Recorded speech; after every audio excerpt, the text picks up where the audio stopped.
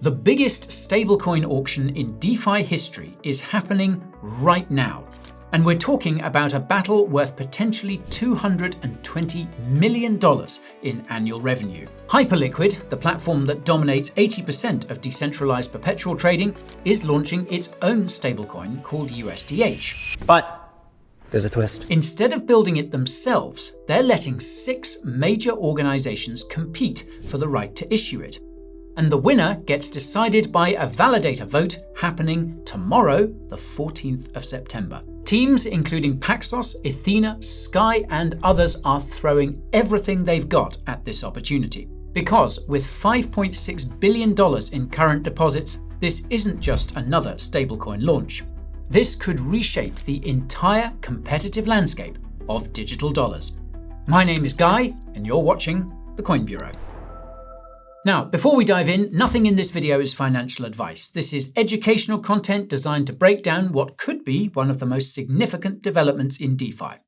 If you want more content like this, smash that like button, subscribe to the channel, and ping that notification bell so you don't miss our next upload.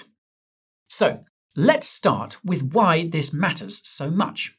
Hyperliquid isn't just another DeFi platform. This thing processes over $378 billion in trading volume monthly, commands nearly 80% of the decentralized perpetual futures market, and generated approximately $320 million in revenue in August alone. But here's the kicker. They currently rely almost entirely on Circle's USDC for their operations. That's $5.6 billion sitting in USDC, representing about 7.5% of USDC's total supply. Now, at current treasury yields of around 4%, that money is generating roughly $220 million per year in interest. But guess who's capturing all of that revenue? Circle. Not Hyperliquid, not Hype token holders, Circle. So, on the 5th of September, Hyperliquid announced they're launching USDH, their own stablecoin. But rather than building it in-house with their team of just 11 people, they chose something unprecedented. A competitive bidding process where validators decide who gets the contract. And the financial stakes are absolutely massive. If USDH captures even a portion of Hyperliquid's current stablecoin deposits, we're talking about potentially $220 million in annual revenue flowing back to the Hyperliquid ecosystem instead of to Circle. That's almost 3 times the current revenue of Hyperliquid's HLP vault. And Wall Street has already taken notice. One analyst cut Circle's stock to a sell rating, slashing the price target by 28% specifically because of this threat. So then, why did Hyperliquid choose to outsource this rather than build USDH themselves? Well, there are several strategic reasons. First, regulatory compliance. With the Genius Act now in place in the US, stablecoin issuance has become heavily regulated. But by partnering with established players, Hyperliquid can leverage existing regulatory expertise and infrastructure. Second, speed to market. Building a compliant stablecoin from scratch would take years. The competitive process allows them to launch much faster while maintaining regulatory safety. Third, and this is crucial, community governance. Instead of a top-down decision from the founders, the winner gets chosen through a transparent on-chain vote by validators. The Hyperliquid Foundation has even pledged to abstain from voting entirely, letting the community decide. But here's where the drama really begins. 6 major organizations have submitted proposals, and the competition is fierce. So, let's break down each bidder and their strategy. Well, hello there. I know you're enjoying the video immensely, but I just very quickly want to tell you about the Coin Bureau deals page. Now, if you're looking for some of the very best deals and promos in all of crypto, such as, for instance, up to $100,000 in sign-up bonuses and up to 60% in trading fee discounts on some of the top crypto exchanges out there, as well as insane discounts on hardware wallets and much more besides, then check out the Coin Bureau deals page in the description below. And now, back to the video. Okay, first up, we have Native Markets. Now, this is interesting because Native Markets is a new organization created specifically for this competition. It's led by Max Fieger, who's already a Hyperliquid ecosystem investor and advisor, and their proposal involves backing USDH with reserves managed by BlackRock and using Stripe's bridge platform for issuance. They're proposing to use 50% of interest earned for Hype token buybacks, with the other 50% going towards USDH growth. And according to Polymarket odds, Native Markets is the clear favourite with about an 84% chance of winning. But here's the controversy. Some community members are concerned about relying on Stripe's bridge platform. Why? Well, because Stripe is building their own blockchain called Tempo, and critics worry this could create a conflict of interest further down the road. Okay, next we have Paxos. This is the heavyweight institutional player behind PayPal USD and Global Dollar. And Paxos just unveiled their secret weapon in this battle, a partnership with PayPal.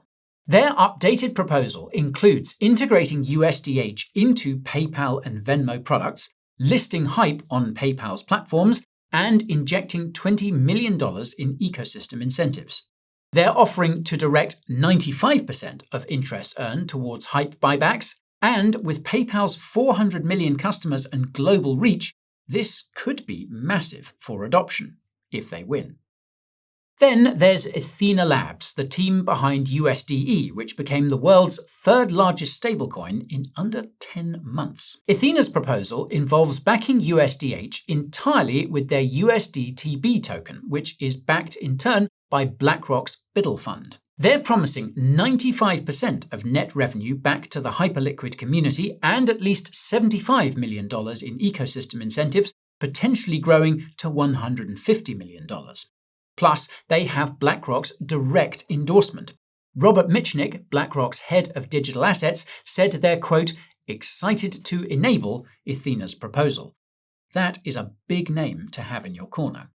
Meanwhile, Sky, formerly MakerDAO, is taking a different approach. They're offering the highest yield at 4.85% on all USDH held on Hyperliquid, plus $2.2 billion in instant redemption liquidity and $25 million for a project called Hyperliquid Genesis Star to drive DeFi growth.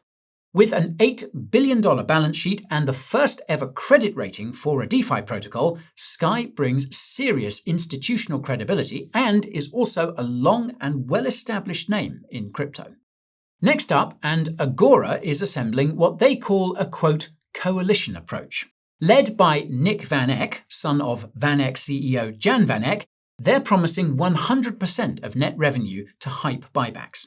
Their reserves would be administered by State Street and Van Eck, and they're partnering with Rain for global card coverage and Layer Zero for interoperability. And last but not least, Frax Finance is positioning themselves as the, quote, community-first option. They want to issue USDH against their FRXUSD stablecoin, which is also backed by BlackRock's Biddle Fund.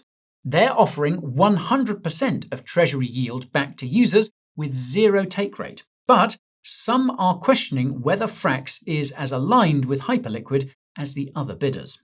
So, those are the contenders, but how does the selection process actually work? Well, the proposal deadline was the 10th of September. Validators had to declare their choices by the 11th of September, and the final vote happens on the 14th of September between 10 and 11 a.m. UTC. It's a stake-weighted vote, meaning validators with more stake will have more influence.